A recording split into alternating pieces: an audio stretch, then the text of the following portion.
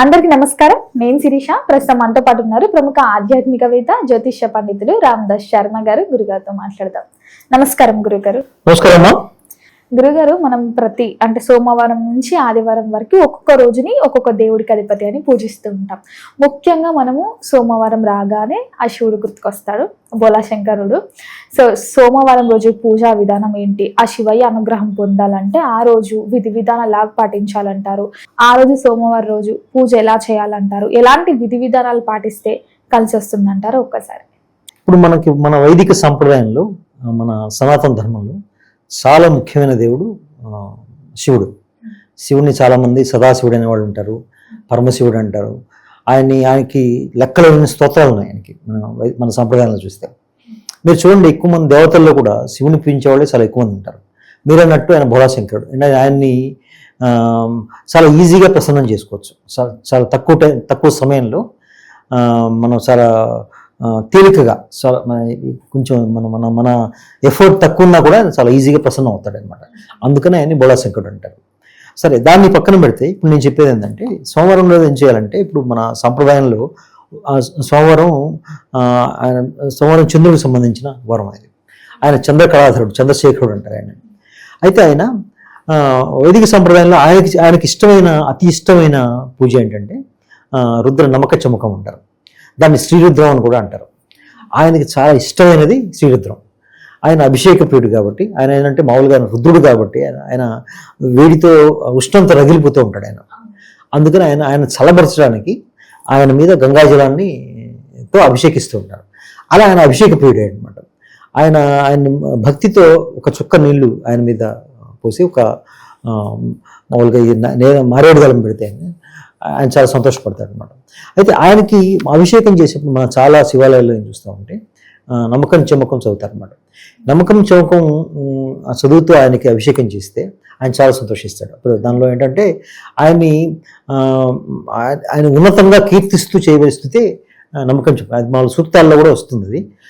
ఈ నమ్మకం చమకం మించిన ప్రార్థన ఆయనకి లేదు చేయగలిగితే. అంటే దాని ముందు మహన్యాసం అని ఒకటి చేస్తారు. అంటే మహన్యాసానికి పెద్ద ప్రక్రియ ఉంటుంది. మహన్యాసం చేసే ముందు అసలు మహన్యాసం ఎందుకు చేస్తారంటే, ఒక అభిషేకం చేయడానికి, పరమేశ్వరుడు అభిషేకం చేయడానికి ముందు ఆ చేసే వ్యక్తి రుద్రుడిగా మారాలి. రుద్రుడిగా మారిన తర్వాత ఆయన రుద్రాభిషేకం చేసే అర్హత వస్తుంది. అందుకని మహన్యాసం చేస్తారు. దానిలో లఘున్యాసం కూడా ఉంది. అదేంటంటే కొంచెం లఘువుగా న్యాసం చిన్నదిగా చేయడం అనేది. మహన్యాసం చేసేప్పుడు అంటే అన్ని సర్వాంగాల్ని న్యాసం చేసి ఆయన శివుడిగా పరివర్తన చెంది తర్వాత అభిషేకం చేస్తారనమాట. దానిలో ఒక రుద్రం ఉంటుంది, ఏకాదశి రుద్రం అట్లా ఉంటుంది. అయితే మీరు అడిగిన ప్రశ్న సమాధానం ఏంటంటే, ఆయనకి చాలా ఇష్టమైన స్తోత్రం ఏంటంటే మొదటి వరుసలో ఉండేది నమ్మకం చమకం. దాన్ని శ్రీరుద్రం కూడా అనేవాళ్ళు కొంతమంది ఉంటారు. అది వైదిక సాంప్రదాయంలో ఉన్న ఒక అతి ముఖ్యమైన వైదిక స్తోత్రం అది.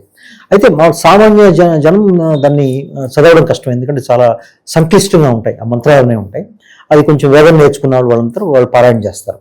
అయితే ప్రదోష వేళలో, అంటే సాయంకాలం వేళలో నమ్మకం చమకం చదివితే ఆయనకు చాలా ఇష్టం. ఎందుకంటే సాయంకాలం వేళ, ప్రదోష వేళ ఆయన నాట్యం చేస్తూ ఉంటారు. ఆయన నటరాజు కదా, ఆయన పార్వతీమాతతో కలిసి నాట్యం చేస్తూ ఉంటాడు.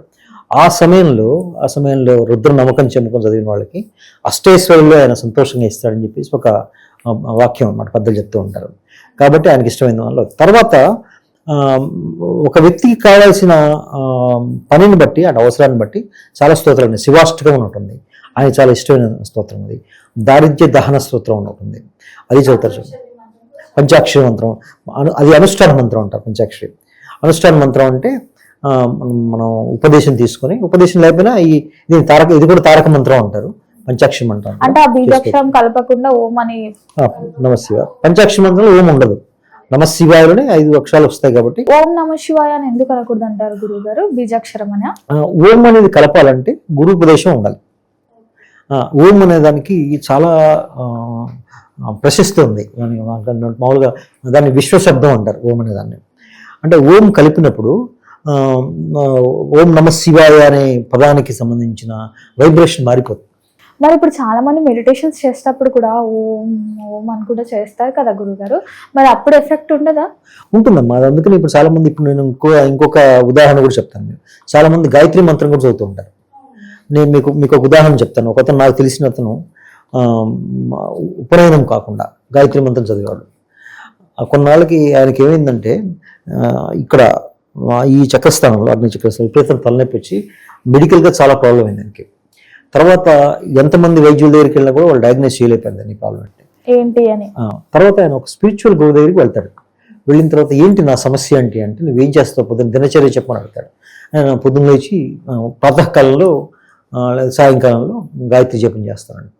గాయత్రి జపం చేస్తే బాగానే ఉంది, అది ప్రాపర్గా దాన్ని మీకు ఉపదేశం ఉన్నదా అని అడుగుతాడు ఆయన. ఉపదేశం లేదు అంటాడు. కొన్ని మంత్రాలు ఏంటంటే ఉపదేశం లేకుండా చేస్తే దానికి సంబంధించిన కాన్సిక్వెన్సెస్ ఉంటాయి, రివర్స్ అవుతుంది. అందుకని ఇప్పుడు ఓం కలిపితే కూడా అలాంటిది. ఇప్పుడు ఓం అనేది విశ్వంలో ఉన్న అతి ముఖ్యమైన బీజాక్షరాల్లో ఒకటి. అలాగే ఐం ఉంది, శ్రీం ఉంది, హ్లీం, క్రీం, ఇవన్నీ తాంత్రిక పద్ధతిలో ఉన్న బీజాక్షరాలు అవి. అయితే కొన్ని బీజాక్షరాలు సంపుటీకరణ చేయడం ద్వారా వాటి వైబ్రేషన్ మారిపోతుంది. అందుకని అలాంటి మారేప్పుడు గురుపదేశం తీసుకోవాలి. గురుపదేశం తీసుకుంటే కారణం ఏంటంటే, ఎందుకు తీసుకోవాలంటే మీకు చిన్న ఉదాహరణ చెప్తాను. ఇప్పుడు మన ఇంట్లో మనకి విద్యుత్ బల్బులు ఉంటాయి. మనకి మనం చిన్న బల్బుని తీసుకొచ్చి ఎక్కువ కరెంట్ పాస్ చేస్తే ఏమవుతుంది, దానిలో పేలిపోతుంది. అలాగనే గురుపదేశం అంటే ఏంటంటే ఆ మంత్ర యొక్క శక్తిని మన బాడీలోకి ఆయన మన దేహంలోకి సరైన పద్ధతిలో ప్రవేశింపజేస్తాడు ఆయన. అప్పుడు మనం దాన్ని అనుష్ఠానం చేస్తే దానికి సంబంధించిన ఫలితాలు ఇస్తాయి. లేకపోతే ఏమవుతుందంటే నేను ఇందాక చెప్పిన ఉదాహరణలాగానే మనకి పర్యవసనాలు ఉంటాయి అన్నమాట. అందుకని అలా చేయకూడదు. శివునికి సంబంధించిన స్తోత్రాలు చాలా ఉన్నప్పటికీ దానిలో ముందు వరుసలో ఉండేవి మాత్రం శివాష్టకం చేయగలిగితే రుద్ర నమ్మకం చమ్మకం, అది ప్రదోష వేళలో చేయాలి. తర్వాత దారిద్ర్య దహన స్తోత్రం ఉంటుంది. తర్వాత రావణకృత స్తోత్రం ఒకటి ఉంటుంది. అది చాలా ప్రశస్తమైనది. ఆయన ఆ స్తోత్రం చదివి రావణాసురుడు కైలాసాన్ని కదిలించేస్తాడు. శివతాండవ స్తోత్రం అంటారు దాన్ని.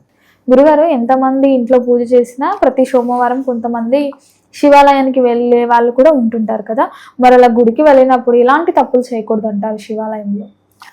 శివాలయంలో ముఖ్యంగా ఏంటంటే ప్రదక్షిణ అనేది ప్రత్యేకంగా ఉంటుంది శివాలయంలో. మిగతా ఆలయాల్లో ఏంటంటే సవ్య దిశలో ప్రదక్షిణ చేస్తారు. ప్రదక్షిణ చేసేప్పుడు మెల్లగా నడవాలి అని చెప్తారు. తర్వాత దైవ నామస్మరణ చేసుకుంటూ సవ్య దిశలో నడవాలి. దాన్ని మనం ఇంగ్లీష్లో క్లాక్ వైజ్ డైరెక్షన్ అంటాం. ఇక్కడ ఏమవుతుందంటే ఇక్కడ శివాలయంలో చండీశ్వరుడిని ఉత్తరం వైపు ఉంటాడు. ఆయన ఉత్తరం వైపు చూస్తూ ఉంటాడు. ఆయన శివుడికి సంబంధించిన మాల్యాన్నంతా విసర్చిందంతా ఆయన తీసుకుంటాడని శివుడు ఆయనకు వరమిస్తాడు. ఆయన ప్రమోదగణాల్లో ఆయన ముఖ్యుడు కాబట్టి.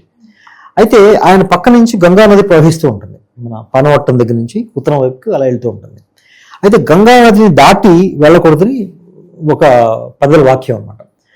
అయితే ఏంటంటే కొన్ని శివాలయాల్లో గీతలు గీస్తారు, గీత చుట్టూతో గీస్తారు. అయితే ఆ గీత లోపల కాకుండా గీత బయట మన సవ్యంగా ప్రదక్షిణ చేయొచ్చు. అయితే అందరూ నిర్దేశించేది ఏంటంటే చండీశ్వర ప్రదక్షిణం చేస్తారు. ముందు శివాలయానికి వెళ్ళినప్పుడు శివుడి కంటే ముందు నందిని దర్శనం చేసుకున్న తర్వాత నందికి సంబంధించిన శ్లోకం ఉంటుంది. అది చదువుకుని చండీశ్వర దగ్గరికి వెళ్ళాలి. ఫస్ట్ వెళ్ళేసేసి ఆయన నమస్కారం చేసి శివ ప్రదక్షిణ చేస్తామని చెప్పి అక్కడి నుంచి మొదలుకొని మళ్ళీ చండీశ్వర దగ్గరికి వచ్చి మళ్ళీ వెనక్కి వచ్చి మళ్ళీ చండీశ్వర రావడంతో ఒక ప్రదక్షిణ పూర్తవుతుంది. అంటే మనం చండీశ్వరుని క్రాస్ చేయకుండా వెళ్తాం అన్నమాట. అంటే అక్కడ ఉద్దేశం ఏంటంటే గంగా నదిని మనం దాటం. అంటే గుడి చుట్టూ కాకుండా గుడిలో చుట్టూ హాఫ్ మాత్రం తిరిగి మళ్ళీ రిటర్న్ వచ్చేస్తాం. మళ్ళీ వెనక్కి వచ్చి మళ్ళీ చండీశ్వర దగ్గరికి వస్తాం.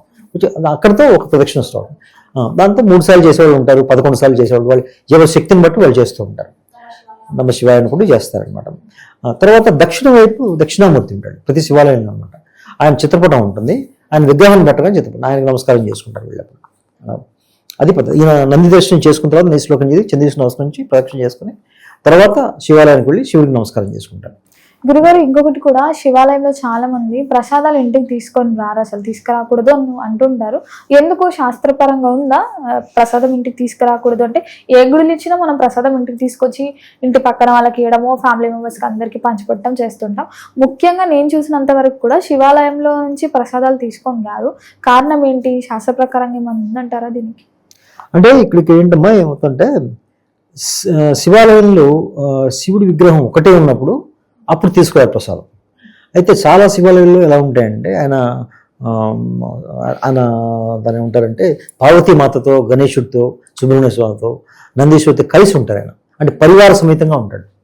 ఎప్పుడైతే శివాలయం పరివార సమేతంగా ఉంటుందో అప్పుడు ప్రసాదం ఇంటికి తీసుకోవచ్చు, అదే ఇబ్బంది లేదు. అయితే శివుడు ఒంటరిగా ఉన్నప్పుడు ఆయన శ్మశానంలో ఉంటాడని చెప్పి ప్రతీతి. అంటే శ్మశానంలో ఆయన ఉంటాడు కాబట్టి, శ్మశానంలో వచ్చింది ఇంటికి తీసుకురాదు కాబట్టి, శివాలయంలో శివుడు ఒంటరిగా శివలింగం ఒకటే ఉన్నప్పుడు అక్కడ ఇచ్చిన ప్రసాదాన్ని తీసుకురాకూడదు అంటారు.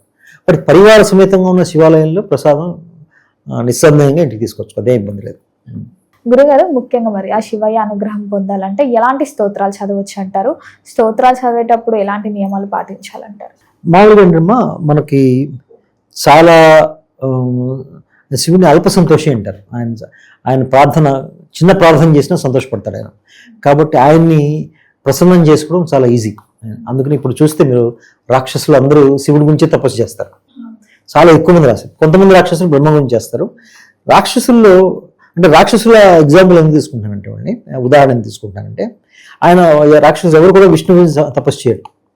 ఎందుకంటే ఆయన కఠిన పరీక్షలు పెట్టి వరాలు ఇస్తాడు. ఆయన శివుడు అలా కాదు.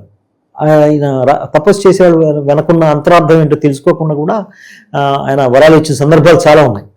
ఉదాహరణకి భస్మాసుడు ఆయన నుంచి తపస్సు చేస్తాడు. చేసిన తర్వాత ఏం కావాలి అని అడిగితే, ఎవరు నెత్తి మీద అయితే నేను హస్తాన్ని పెడతానో వాళ్ళు భస్మం అయిపోవాలంటాడు. తదాస్తు అంటాడు. చివరికి ఈయన శిరస్సు మీద ఆయన హస్తం పెట్టడానికి ప్రయత్నం చేస్తాడు. తర్వాత మీరు అడిగిన ప్రశ్నకి నా సమాధానం ఏంటంటే, మన కామ్యాన్ని బట్టి, అంటే మనకి ఏది కావాలి దాన్ని బట్టి స్తోత్రాలు ఉన్నాయి ఆయనకి. ఇప్పుడు మనకి ఒక ఉన్నతమైన జన్మ కావాలని, మోక్షాలను సాధించాలని, మనకున్న అన్ని కష్టాలు తొలగిపోయి సంతోషంగా, మనశ్శాంతిగా, ప్రశాంతంగా ఉండాలని మన అనుష్ఠానం బాగా చదవగలిగిన వాళ్ళు వైదిక మంత్రాలు కొన్ని ఉన్నాయి. అది దానిలో మొదటి వరుసలో ఉండేది శ్రీరుద్రం, నమ్మకం చమకం. దానికి అది చదవగలిగితే దాన్ని తిరుగులేదు. ఇంకా శివస్తోత్ర అన్నింటిలో ఉన్నతమైనది ఏదంటే ఒకటి చెప్పమంటే నేను శ్రీరుద్రానే చెప్తాను. అది చదవడానికి ఎవరైనా చదవచ్చా గురుగారు? అది చదవచ్చు, కానీ క్లిష్టంగా ఉంటుంది. అది దానిలో మంత్రాలు, దానికి ఒక స్వరం ఉంటుంది. మామూలుగా వేద మంత్రాలకి నేర్చుకొని చదివితే బెటర్. దానిలో ఏంటంటే దానిలో అక్షరాలు మిశ్రమంగా ఉంటాయి. అవి జాగ్రత్తగా చదవాలి. అంటే అది ఒక గురుముఖత నేర్చుకొని చదవాలి.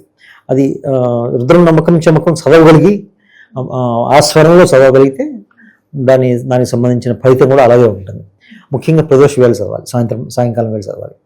తర్వాత మనం ధనం గురించి బాధపడుతున్న వాళ్ళు దారిద్ర్య దహన స్తోత్రం ఉంటుంది.